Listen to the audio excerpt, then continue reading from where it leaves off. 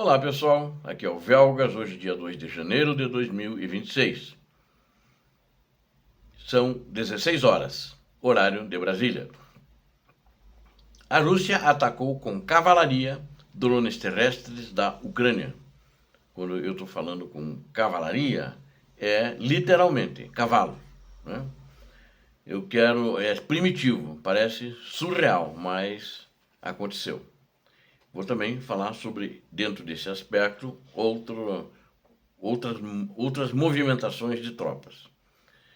Eu quero convidar você que não é inscrito a inscrever-se no canal, a dar um like e compartilhe com suas redes sociais, façam seus comentários. Eu conto com vocês.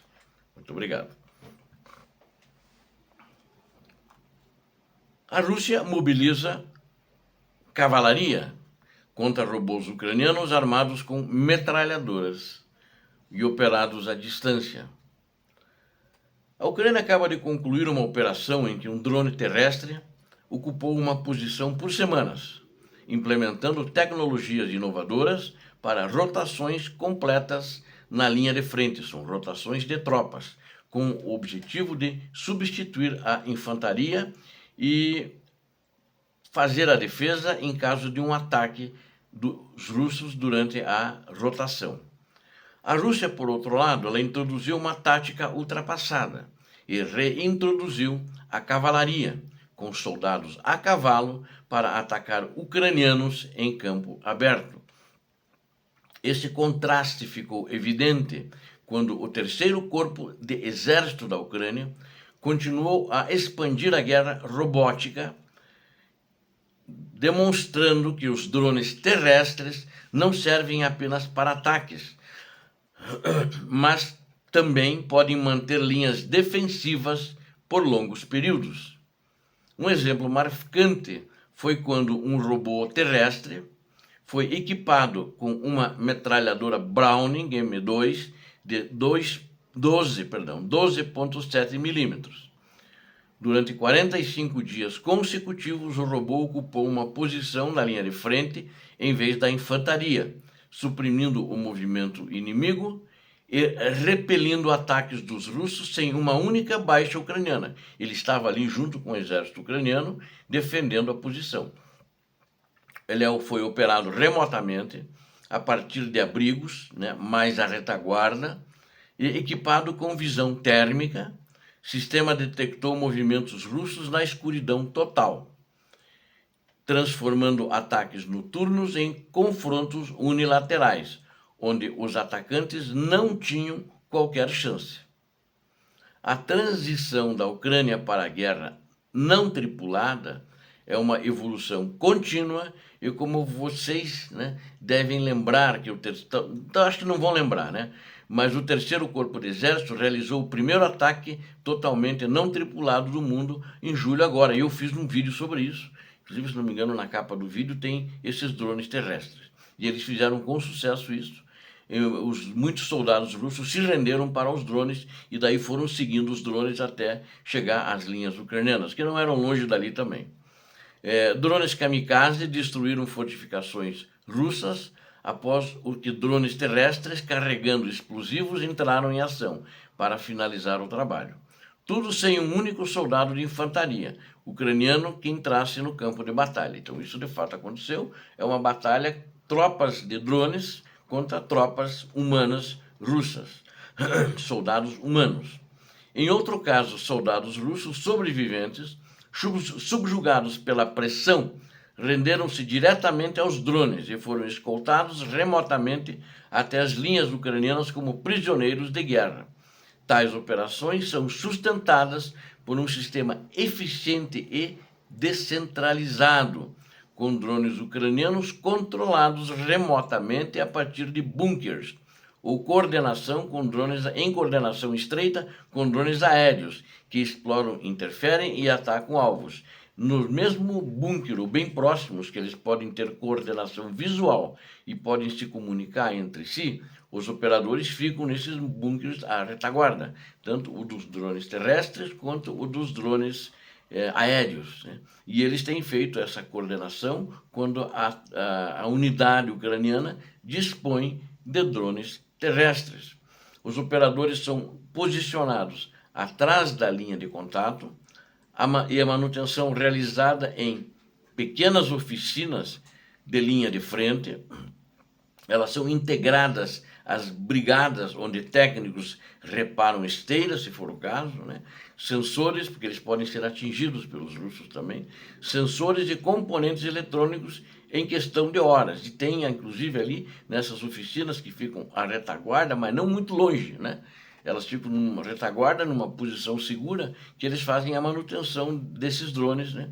E eles usam ferramentas móveis e componentes impressos em 3D também, ou seja, é a tecnologia presente no campo de batalha, no teatro de operações da Ucrânia, ou seja, para que não depender mandar o drone consertar, fazer a requisição, vai lá não sei aonde para ser consertado. Agora, de lá, avançando para posições também onde os russos foram detectados. Eles utilizam retransmissões com drones aéreos, é uma combinação, uma conjugação feita entre drones aéreos e drones terrestres. Isso amplia o alcance operacional. Os drones terrestres retornavam apenas para uma única troca de baterias, normalmente eles fazem isso, munição, né? E aí o tempo de resposta é rápido e a defesa também constante no setor. Enquanto a Ucrânia avança tecnologicamente, a Rússia está retrocedendo. Eu sempre chamo eles de exército primitivo, e são um exército primitivo, da Idade da Pedra ainda.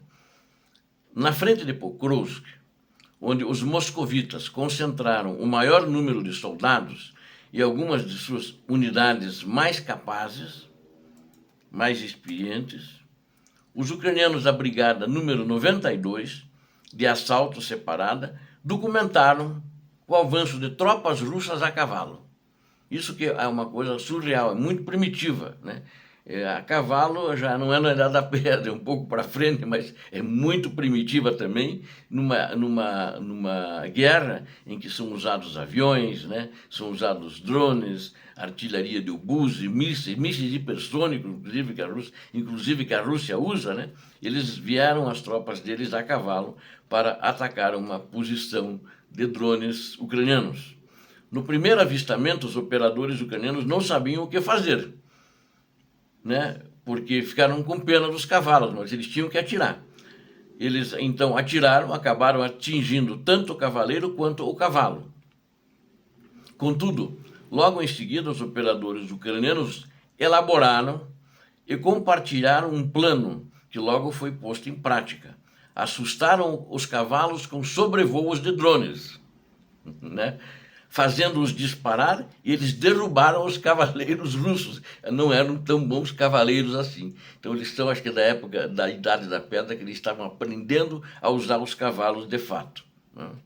Então, antes de neutralizar os soldados desmontados, poupando os animais, ou seja, os drones sobrevoaram, os cavalos se assustaram, eles quiseram assustar os cavalos, e aí eles não sabiam usar os cavalos, manobrar os cavalos corretamente, eles caíram, quando os cavalos dispararam, deram no pé, os ucranianos atiraram, aí eles viraram de cavalaria e infantaria, e atiraram neles, impedindo um avanço a pé, que alguns deles estavam tentando fazer, e atirando contra as posições inimigas, quer dizer, a posição inimiga ucraniana, né? Que tinha drones, não tinha soldados também, não tinha soldados humanos. As forças russas estão utilizando, a Ucrânia notou isso no campo de batalha, estão utilizando cada vez mais cavalos em ataques. Uma tática que podemos dizer inédita, né? Mas é surreal, é primitiva, né? E, na realidade, eles usavam isso há mais de um século, né? Eu acho que na Primeira Guerra Mundial, no final já. Esse retorno da cavalaria não é simbólico, mas sim impulsionado pela necessidade, já que as perdas russas em veículos, transporte blindado, outros foram tão severas que até mesmo unidades de elite são obrigadas a depender de animais para transportar tropas e a logística. Porém, contra drones equipados com sensores térmicos e munições de precisão, o confronto é brutalmente desigual. E o comando russo parece disposto a repetir esses ataques fúteis independentemente do custo. Ele tem uma grande vantagem, o drone terrestre, né? Como ele está equipado com sensores técnicos, até se o operador der uma cochilada à noite, ele dá o alarme que tem alguém se aproximando. Né? Ele já cutuca lá o operador, aí eles vão ver o que é. E eles conseguem ver através de uma visão infravermelha que eles têm lá. Então eles conseguem ver os russos se aproximando. O contraste entre os dois exércitos não é, olha, eu acho que é muito evidente, é muito evidente, é muito evidente. A Ucrânia utiliza drones para solucionar seu desafio de efetivo, que ela tem menos gente para recrutar e mandar, o país tem menos habitantes. E construído essas deliberadamente como força. Né? Esses drones são construídos como força, onde a tecnologia absorve riscos e preserva vidas. Né? Porque não é o soldado que está lá cochilando a linha de frente enquanto o inimigo se aproxima à noite. Como demonstrado pelo recrutamento, recentemente a Ucrânia recrutou 10 mil novos operadores de drones em menos de um mês, sob a liderança da divisão Magyar, né, dos Birds of Magyar, pássaros de Magyar, que eu falei alguma coisa, acho que no vídeo de ontem, sobre a atuação dos drones, e ele é o comandante, o Brody, né, comandante Brody. Enquanto a Rússia não possui uma maneira eficaz de compensar suas perdas, em vez disso recorre ao desgaste, à improvisação e a táticas ultrapassadas. No geral, a batalha entre robôs e cavalarias ilustra de forma contundente duas visões, fundamentalmente diferentes da guerra se desenrolando no mesmo campo de batalha. A Ucrânia está moldando deliberadamente um exército do futuro, acelerando a inovação com mais de 40 modelos de drones terrestres de fabricação nacional autorizados para uso integrado, e já está acontecendo, vai acontecer bastante esse ano lá na Ucrânia. Ou seja, é uma visão russa primitiva, movida pela necessidade, usam animais. Se tivesse camelos na Ucrânia, eles usariam camelos também, mas não tem na Rússia, né, camelos. Eles roubam os cavalos das propriedades rurais e, infelizmente, alguns foram sacrificados, mas parece que a técnica de espantar os cavalos está dando certo. Preservar a vida dos cavalos. A do cavaleiro, não, porque ele vem para matar. Obrigado a vocês que assistiram esse vídeo, eu conto com vocês, inscrevam-se no canal, deem um like. Compartilhem com as suas redes sociais, façam os seus comentários, eu conto com vocês. Deus abençoe a Ucrânia, Deus abençoe o Brasil, paz e bem, paz para toda a humanidade.